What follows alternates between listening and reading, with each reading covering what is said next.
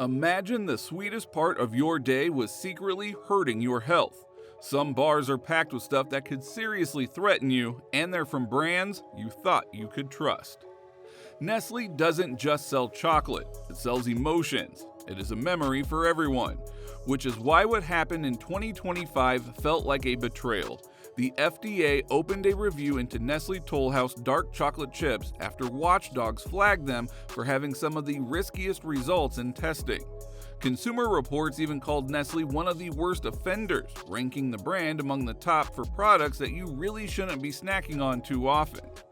Lead exposure is most dangerous for kids and pregnant women, but even adults aren't safe.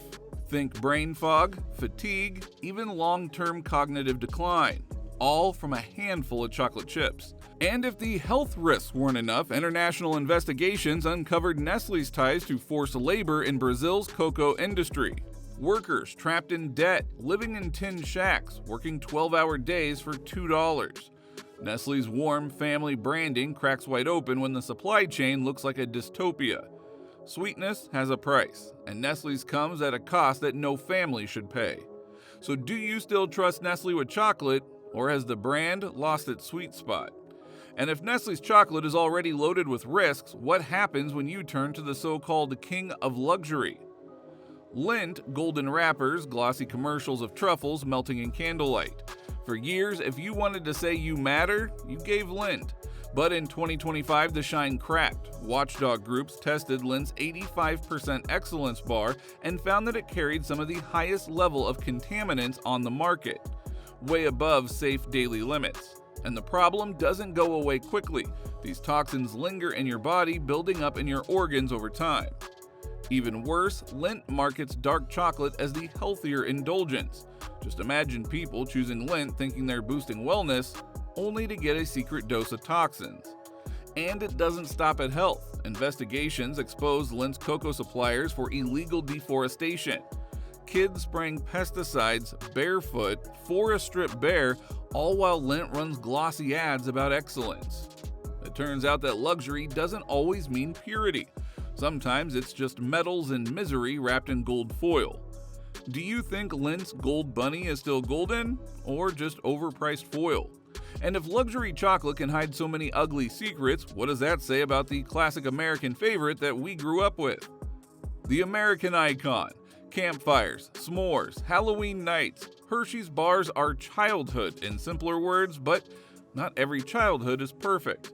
In 2025, the nostalgia melted away. Consumer Reports tested Hershey Special Dark and Milk Chocolate, and the results?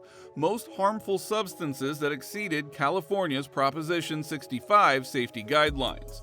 One serving of Hershey Special Dark was found to contain levels of harmful substances that health experts consider unsafe. Those aren't harmless little numbers. Long-term exposure can damage kidneys, weaken bones, and accelerate memory loss. That comforting bar suddenly looks like a health hazard in disguise. Parents packing Hershey's into lunchboxes? Yeah, that comes with uninvited baggage. And if that weren't enough, lawsuits piled up in New York accusing Hershey's of hiding these risks.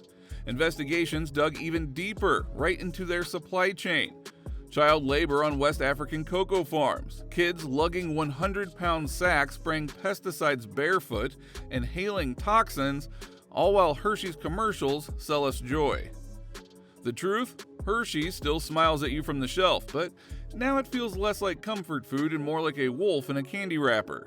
So would you still grab a Hershey's bar if prices keep climbing? Because really, is it worth it? And if America's most iconic chocolate isn't safe, what about the ones where we pay extra for as a premium treat? Step into Ghirardelli's store and you're greeted with free samples and San Francisco charm. It's chocolate that feels like a warm postcard from America's past, the brand that you were proud to serve. Until 2025. Independent tests exposed their 86% intense dark squares as having dangerously high cadmium levels, 0.88 micrograms per serving, brushing up against legal limits in California and exceeding standards in parts of Europe. Cadmium isn't some minor detail, it is linked to many physical breakdowns, and for elderly folks, it's especially dangerous. But here's where it gets uglier. A Bloomberg investigation tied Ghirardelli's cocoa to deforested regions in Ghana. Farmers forced off their land, protected forests bulldozed for cocoa crops. So much for crafted with care. By May 2025, some European countries even restricted imports of Ghirardelli dark chocolate. For loyal customers, it felt like betrayal, because behind the gold foil and nostalgia, what you really bought was toxic metals and exploitation. Would you still pay a premium for a square that doesn't feel special anymore? And if Ghirardelli's gone from golden squares to toxic squares, Dove's out here selling therapy bars that might need therapy themselves. Dove chocolate wants you to believe that it is soft, safe, and sweet, like therapy wrapped in foil. But in 2025, no amount of pep talk could cover the guilt. Consumer watchdogs tested Dove's 70% dark chocolate, and the results were not pretty. The kind of numbers that made California regulators raise an eyebrow. Suddenly, that smooth little square you reach for during me time started looking less like self-care and more like self-sabotage. And the drama didn't stop there. Dove's parent company Mars got slapped with a lawsuit in Illinois. The accusation? Selling chocolate as a healthy indulgence while sweeping the ugly truths under the rug. Picture this, you unwrap a bar that whispers, "You deserve this." But what you're really getting is a side of disappointment. That's Dove in 2025. So do you still buy the silky promise? Or is it feeling a little hollow now? But if big corporations are failing, maybe the ethical brands are the answer. Or are they? Theo was supposed to be the hero, the ethical alternative, the chocolate you brag about buying at co-ops, telling yourself every bite is a vote for a better world. But 2025 shattered the illusion. Theo's Most bar, the one that people bragged about as the grown-up choice, got blasted by watchdogs for ranking among the worst offenders. And not for taste. Fans who shelled out extra cash for the ethical, elevated label expected better. Instead, they got disappointment wrapped in recycled paper. Theo's big comeback was a carefully polished PR note. We're evaluating suppliers, expanding testing. Translation, a whole lot of nothing. No receipts, no hard proof, just vague promises dressed in corporate yoga speak. It turns out playing the "we're not like the other guys" card doesn't work when you're caught in the same mess. Paying more doesn't make betrayal taste sweeter, does it? And even if the ethical choice is hiding toxins, what does that say about these so-called luxury gifts like Godiva?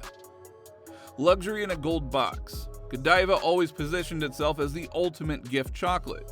Valentine's Day, anniversaries, holidays. It was elegant on the outside, but deep down lies some rotten hidden truths. 2025 uncovered the ugly truth. Independent tests showed the worst chemical levels high enough to raise red flags under California law. For a brand that sells premium pricing, those results cut deeper. And like others on this list, Godiva couldn't escape controversy. The very brand that people trusted for special moments was hiding exploitation behind its boxes. It turns out the gift of Godiva wasn't luxury after all, it was poison in a bow. Would you still buy Godiva for gifting if the magic feels gone? I don't think I ever will. But now that you know the dark truth behind these chocolates, will you still reach out for your favorite bar or think twice before unwrapping it? Let us know down in the comments, and don't forget to subscribe for more food industry secrets.